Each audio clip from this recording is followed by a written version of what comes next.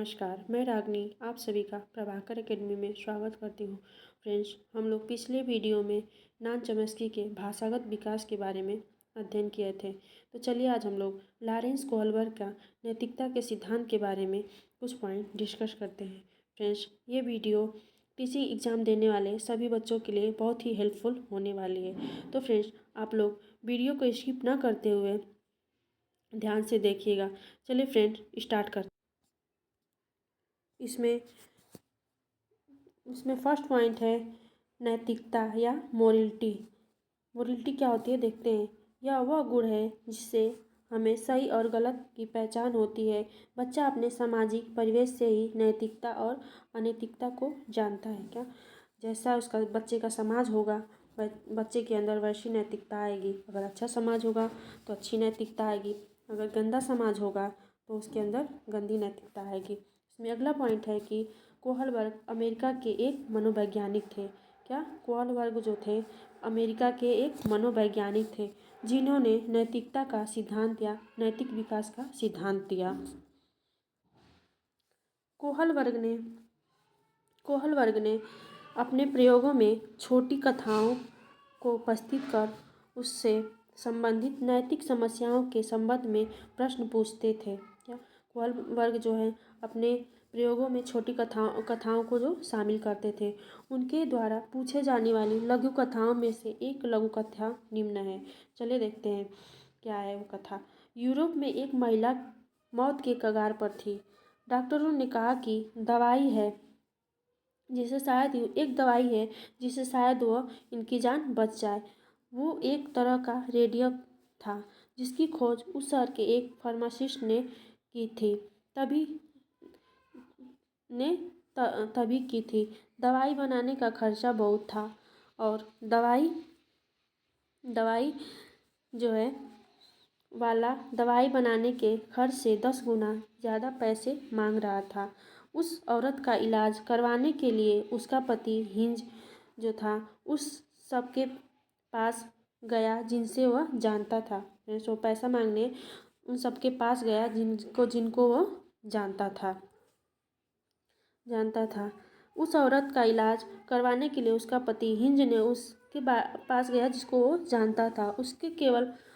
उसे केवल कुछ ही पैसे उधार मिले जो कि दवाई के दाम से आधे थे। क्या दवाई के दाम से फ्रेंड्स आधे थे।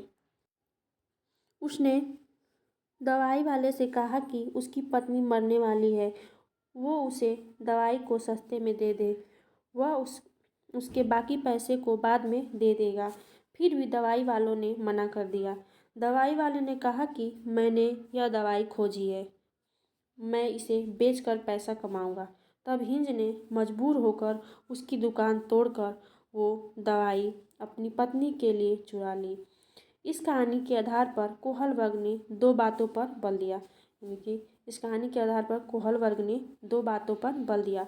चलिए देखते हैं वो दो बातें कौन सी हैं। इसमें फर्स्ट है नैतिक दुविधा। चलिए देखते हैं इसमें नैतिक दुविधा क्या होती है। सही और गलत के बारे में डिसीजन लेने में शामिल प्रक्रिया को नैतिक दुविधा में रखते हैं, यानी कि नैतिक दुविधा कहते हैं।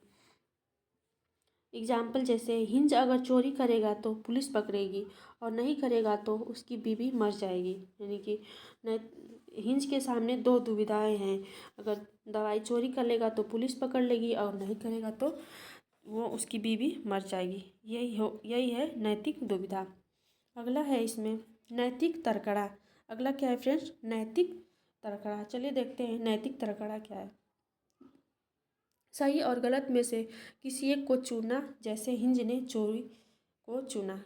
या नैतिक दुविधा में था कि दो बातें थी। एक, हिंज अगर चोरी करता तो पुलिस पकड़ता और नहीं करता तो उसकी बीवी मर जाती, तो ये दुविधा हो गया। और तर्कड़ा में आएगा किसी एक डिसीजन को चुन लेना, तो हिंज ने चोरी को चुना। देखते हैं अगला पॉइंट क्या है। अगला पॉइंट है कोहलबर्ग ने नैतिकता के 3 लेवल बताए। कोहलबर्ग ने नैतिकता के 3 लेवल बताए। इसमें पहला है प्राक रूढ़िगत नैतिकता का स्तर। प्री कन्वर्सनल स्टेज, यह होती है 4 से 10 वर्ष तक।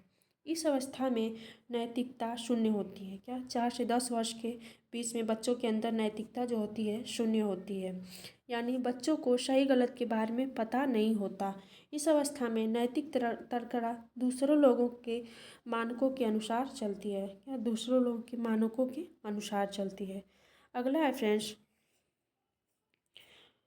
इस अवस्था को 2 भागों में बांटा गया है। क्या? जो इस अवस्था को है 2 भागों में बांटा गया है। पहला है दंड व आज्ञा पालन उन्मुखता, पनिशमेंट एंड ओबीडिसेंस, इसमें बच्चे की नैतिकता सजा और आज्ञा पालन पर आधारित होती है। या इसमें जो बच्चा होता है सजा और आज्ञा पालन पर आधारित होती है।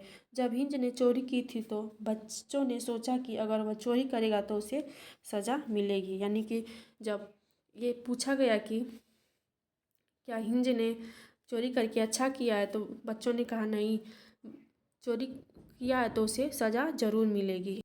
यानी कि फ्रेंड्स, जब बच्चा 4 से 10 वर्ष के उम्र के बीच में होता है तो वो कोई भी काम करता है तो वो दंड से बचने के लिए किसी की आज्ञा का पालन करता है। अगला है फ्रेंड्स, दूसरा पॉइंट है इसमें साधनात्मक सापेक्ष तथा उन्मुखता।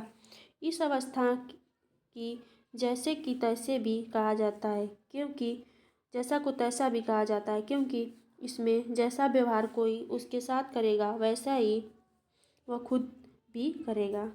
एग्जाम्पल देखते हैं, एक बच्चे ने दूसरे बच्चे की पेंसिल तोड़ी तो दूसरे ने भी उसका पेन तोड़ दिया। यानी कि बच्चे के अंदर 4 से जब 6 वर्ष के बीच में बच्चे होते हैं तो उन लोग सोचते हैं कि ये बच्चा मुझे मारा है तो मैं भी उसको मारूंगा, यानी ये या फिर ये पेंसिल तोड़ा है तो मैं भी इसका पेंसिल तोड़ूंगा। यानी कि जैसे को तैसा उन लोगों के मन में ऐसा विचार आता है। तो फ्रेंड्स, आज के लिए बस इतना ही। अगला हम लोग डिस्कशन रूढ़िगत नैतिकता का स्तर है और 2-3 पॉइंट है, इसके बारे में हम लोग अगले वीडियो में जो है डिस्कस करेंगे। तो फ्रेंड्स, आज के लिए बस इतना ही। Thank you.